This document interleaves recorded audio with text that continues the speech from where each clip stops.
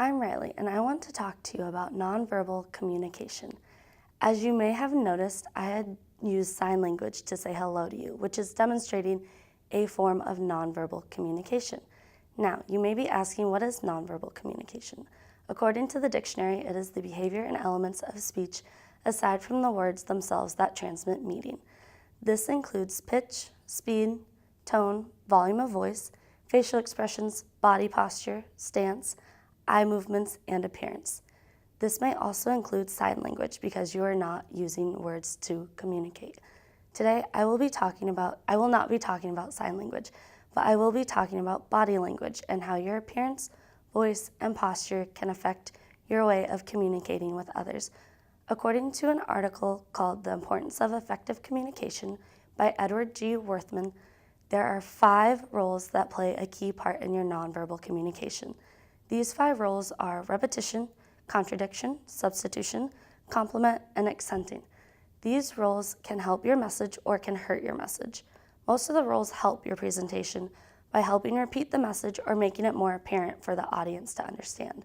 The one role that can really hurt you is contradicting yourself by verbally saying one thing, but your body demonstrating another. An example would be when you have a big presentation for work. Instead of showing up in business professional attire, you show up in sweatpants and a hoodie.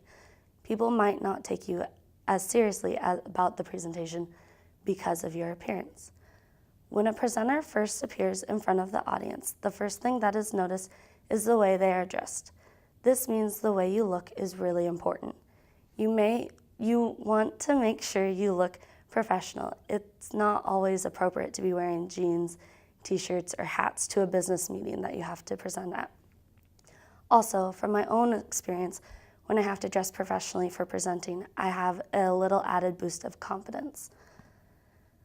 But when you do dress appropriately, you want to make sure you don't wear anything too distracting. You might not want to wear big flashy necklaces or a print that is very busy looking. This may cause your audience to turn their focus more towards what you're wearing rather than what you're saying. The next nonverbal cue an audience might notice is your voice. Your voice is a huge part of how you communicate. Having a strong, clear voice is very important. You want to make sure the audience can understand everything it is you're saying. If you're constantly stumbling over your words or mumbling, the audience isn't going to be able to understand you, and then that can cause them to not pay attention to the presentation.